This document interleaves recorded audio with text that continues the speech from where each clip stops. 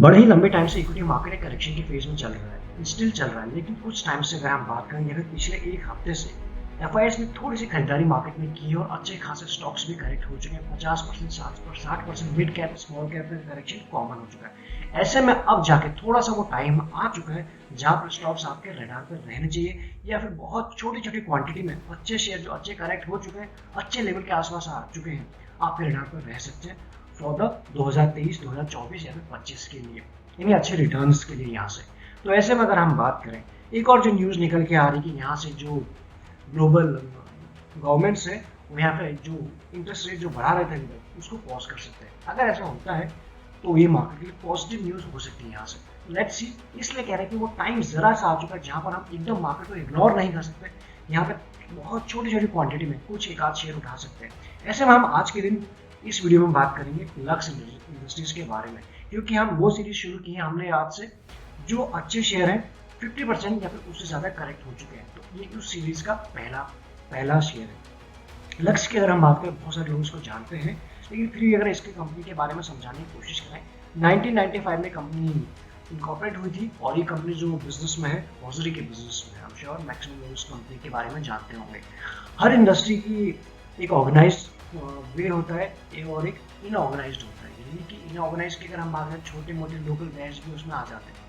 ऐसे में इस कंपनी के पास हॉजरी बिजनेस के ऑर्गेनाइज वे में 14% का मार्केट शेयर इस कंपनी के पास है। आगे अगर हम बात करें, इस कंपनी के पास 100 प्रोडक्ट हैं। कितने ब्रांड के? 16 ब्रांड, यानी टोटल 16 ब्रांड्स हैं। एंड उन 16 ब्रांड में से प्रोडक्ट जो निकल के आते हैं 100 के आसपास निकल के आते हैं फॉर डिफरेंट कस्टमर के लिए या फिर उनके नीड्स के लिए। आगे अगर बात करें कौन कौन से वो ब्रांड्स हैं, क्या क्या उनके सेगमेंट है, आप देख सकते हो। प्रीमियम ब्रांड है, वहां पर इनके जो ब्रांड निकल के आते हैं ऑन, आपने नाम सुना होगा, लक्स प्रीमियम, ऑन इट, ये हैं कुछ इनके प्रीमियम ब्रांड्स। सेमी प्रीमियम में आता है Lux Cozi, Lyra, GenX, Lux Inferno. वहीं अगर हम बात करें इकोनॉमी भी, ये भी आपके सामने है। तो कुछ ब्रांड्स आपके सामने हैं। आगे अगर हम बात करें कितना रेवेन्यू भी आता है किस कैटेगरी से, प्रीमियम, सेमी प्रीमियम, इकोनॉमी से, वो आप चीजों को आराम से यहाँ पर देख सकते हैं। आगे अगर हम बात करें, कंपनी के पास जितने में रेवेन्यू आता है उस रेवेन्यू का 8% यानी 8% पूरे टोटल टर्नओवर का ये ब्रांड बिल्डिंग में बनाती है। ब्रांड बिल्डिंग का मतलब आप किसी भी कंपनी का एड देखते होंगे, डिजिटल एड, टीवीसी, ये सारे देखते होंगे, और इसी अपने ब्रांड को प्रमोट करने के लिए हर कंपनी किसी न किसी को ब्रांड एम्बेसडर भी बनाती है, चुनती है। तो ऐसे में इस कंपनी की अगर हम एज ऑफ नाउ की बात करें, मिस्टर अमिताभ बच्चन जी को आप जानते होंगे, विराट कोहली, वरुण धवन, कार्तिक आर्यन, तापसी पन्नू, ये इस कंपनी के ब्रांड एंडोर्स करते हैं एज ऑफ नाउ। अब अगर हम बात करें, कंपनी अपने खर्चे को कम करने के लिए 100% जो मैन्युफैक्चर करती है, इन हाउस करती है, मतलब जीरो आउटसोर्सिंग। ये कंपनी के लिए अच्छी बात हो जाती है, जहां से कंपनी कुछ अपने जो कॉस्ट है उसको कम कर सकती है और अपने ऑब्जेक्टिव के ऊपर टोटल फोकस कर सकती है। नेक्स्ट अगर हम बात करें, कंपनी का जो प्लान है 2025 तक टारगेट करे कंपनी 60 कंट्रीज में अपनी प्रेजेंस को बढ़ाने के लिए, और एम कर रही है कि प्रीमियम जो इनरवियर रेंज है वहां पर ज्यादा और अपने मार्केट शेयर को गेन किया जाए। रेवेन्यू जो इसके पास आता है, अगर हम बात करें नॉर्थ से जो आता है, मेजोरिटी जो रेवेन्यू नॉर्थ से आता है 35%, वेस्ट से 25%, ईस्ट 21%, सेंट्रल से 16% एंड साउथ से 4% का रेवेन्यू ब्रेकअप इस कंपनी का आपके पास है। आगे अगर हम बात करें, कंपनी का जो मैन्युफैक्चरिंग यूनिट है वो इंडिया की अगर हम बात करें, पंजाब, तमिलनाडु एंड वेस्ट बंगाल में है मैन्युफैक्चरिंग यूनिट की हम बात करें। अब बात करते हैं कंपनी के कैपेक्स प्लान के बारे में। कैपेक्स का मतलब capital expenditure plan for next year 2022, 23, 24 के लिए हम बात कर रहे हैं। ऐसे में हर कंपनी प्लान बनाती है कि इतने में से हम इतने पैसे या इतना फंड हम ग्रोथ के लिए इन्वेस्ट करेंगे। तो इस कंपनी ने भी प्लान बनाया, 110 करोड़ का कैपेक्स प्लान बनाया 2022 और 2023 के लिए। 110 में से अगर हम बात करें, 50 करोड़ तो उन्होंने सीधा कैपेक्स प्लान में बनाया है इस चीज के लिए, प्लानिंग टू हैव लुधियाना में एक न्यू सेटअप बनाने के लिए। वहां पर कंपनी इन्वेस्ट करेगी 50 CR, बाकी रिमेनिंग करेगी वेस्ट बंगाल में। तो यह इस कंपनी का कैपेक्स प्लान है अभी का। आगे अगर हम बात करें, प्रेजेंटली जो कंपनी के पास बिजनेस आता है या फिर ये बिजनेस करती है, एक्सपोर्ट करती है ओनली 6%, या फिर ये कहें 6% रेवेन्यू आता है एक्सपोर्ट से, रिमेनिंग 94 आता है डोमेस्टिक सेल्स। और कंपनी कहाँ कहाँ एक्सपोर्ट करती है वो आप देखेंगे, Africa, middle east, Australia and Europe. ये है कंपनी के 4 कंट्री। आगे अगर हम बात करें, बड़े ही लंबे टाइम से अगर हम बात करें, कंपनी का शेयर प्राइस जो है 50% से भी ज्यादा टूट चुका है। क्यों? दो रीजन है। एक तो कंपनी के है नंबर्स खराब है सभी कंपनीज के। दूसरा रीजन इस कंपनी का क्या है वो आपके सामने है, आप आराम से पढ़िए इसको। मार्च 2021 में सेबी ने 14 यानी 14 people including executive director of this company, यानी लक्ष्य की हम बात कर रहे हैं, उन सभी को क्या किया, वो पकड़े गए किस चीज के लिए, इनसाइड ट्रेडिंग के मामले में।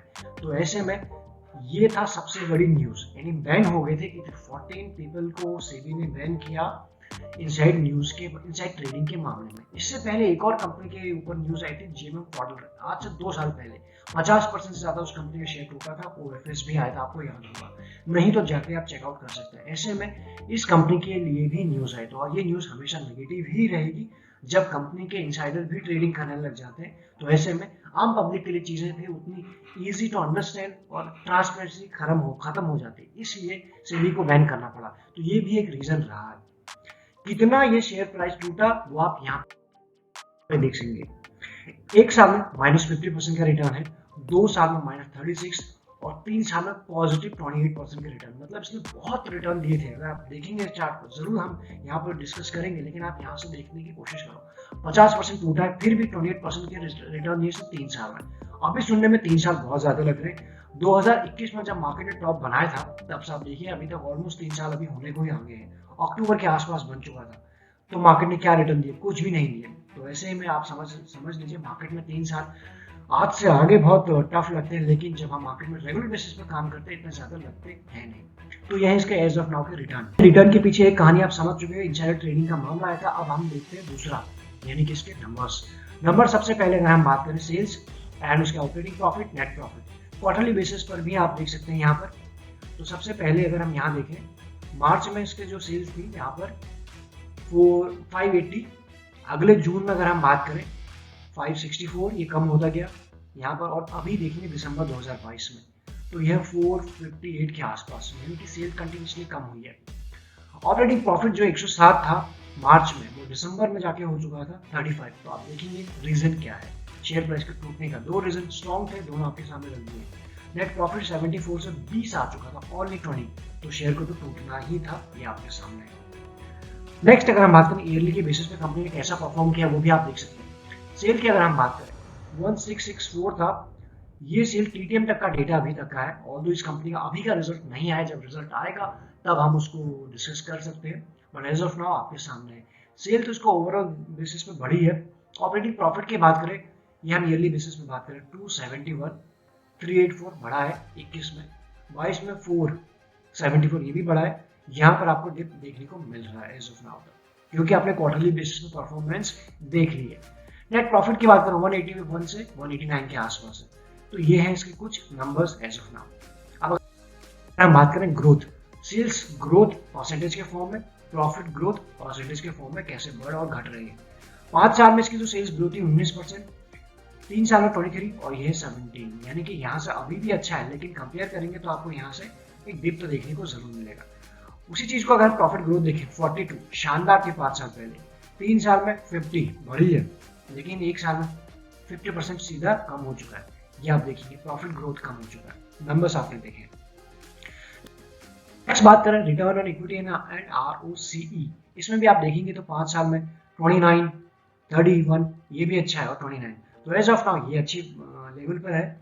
वही 35 इसका आरओसी अभी चल रहा है 35, 32 के आसपास। तो कुल मिला के इतने खराब होने के बाद इसके रिटर्न ऑन इक्विटी की बात करें या फिर सेल्स ग्रोथ परसेंटेज की बात करें, वो अभी भी आपको डिसेंट लेवल पर ही देखने को मिल रही है, या फिर एक अच्छे लेवल पर ही है। आगे अगर हम बात करें, प्रमोटर के पास होल्डिंग है मेजोरिटी, उनके पास 74%। एक और चीज बता दें कि प्रमोटर ने अपनी होल्डिंग थोड़ा सा बढ़ाई है इसमें, 1-1.5% के आसपास। वहीं अगर एफआईएस की बात करें 1.88, डीआईएस के पास है 10% और रिमेनिंग है पब्लिक के पास 13.75%। तो मेजोरिटी किसके पास है? प्रमोटर के पास। एंड कोई भी प्लेजिंग नहीं है, 0 प्लेजिंग है प्रमोटर की तरफ से, जो अच्छी बात है। नेक्स्ट बात करें, कुछ म्यूचुअल फंड है जिन्होंने इन्वेस्टमेंट किया है। पहला है Kotak small cap fund direct growth 0.51, दूसरा है कोटक का emerging equity fund direct growth 0.39, Nippon India small cap fund direct growth 0.24। इसके बाद जो डेटा में नहीं है वो ये है, इन तीनों फंड ने अपनी होल्डिंग को कम किया है। ऑल्दो 1% किसी का नहीं था, लेकिन थोड़ा थोड़ा सभी ने कम किया है। एक और फंड था, चौथा फंड जो अभी आपको नहीं दिखाई पड़ रहा है, निपॉन इंडिया का एक और फंड था जो कंप्लीट एग्जिट ले चुका है इस फंड में से एज ऑफ नाउ। कब लिया एग्जिट वो चार्ट में हम देखेंगे तो समझ में आ जाएगा। आगे हम बढ़े, अगर आप एक्स्ट्रा लर्निंग के लिए आप मेंबर बनना चाहते हो तो डिस्क्रिप्शन में आपको लिंक मिल जाएगा, आप उसे भी चेकआउट एक बार जरूर कर सकते हैं। आगे अगर हम बात करें डेट, 68 CR के आसपास इस कंपनी के ऊपर डेट है। कंपेयर करें कैश 299, यानी यहाँ पर आप कह सकते हैं कैश कंपनी है।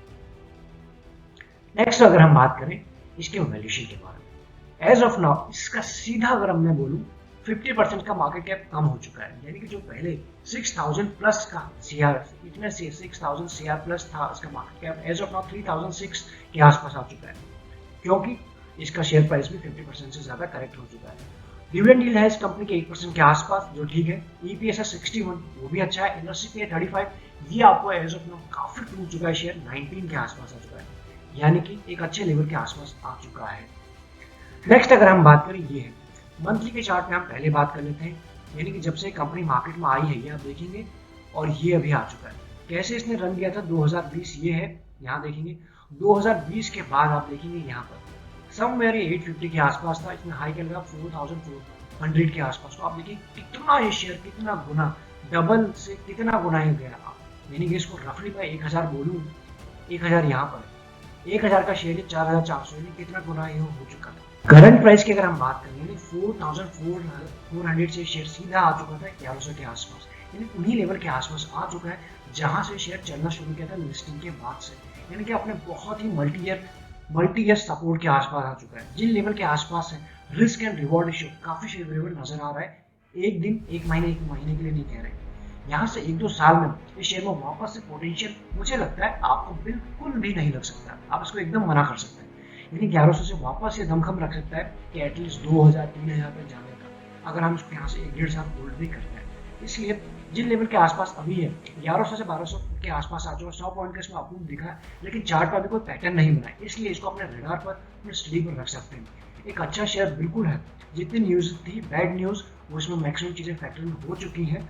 अब जो रिमेनिंग बचता है इसका स्ट्रॉन्ग सपोर्ट आ जाता है जिन लेवल के आसपास 1100, 1000 या फिर 1200 के आसपास, कुल मिलाकर अपने सपोर्ट के आसपास चला 200 पॉइंट के बीच में। यहाँ से 200 पॉइंट के आसपास अगर हम इसको रडार पर रखते हैं और ऊपर को इसका टारगेट रखते हैं हम वापस से, यानी कि 2000 या 3000 के आसपास, 2500 के आसपास वापस से फिर से कह रहे हैं, तो 1 महीने 2 महीने के लिए हम बात नहीं करें, एक अच्छा गेन हमें नियर फ्यूचर में ये दिखा सकता है, लेकिन आपको अपनी स्टडी अच्छे से करनी ही होगी। हमने समझने की कोशिश की है इसको, बाकी आपके जो भी क्वेरी रह गए हैं आप हमसे पूछ सकते हैं, डिस्कस कर सकते हैं हम दोनों लोग कमेंट बॉक्स में। बाकी सारे इंपॉर्टेंट लिंक्स आपको मिलेंगे डिस्क्रिप्शन में, लगे यूज में तो आप ज्वाइन बटन भी कंसीडर कर सकते हैं। Thank you so much.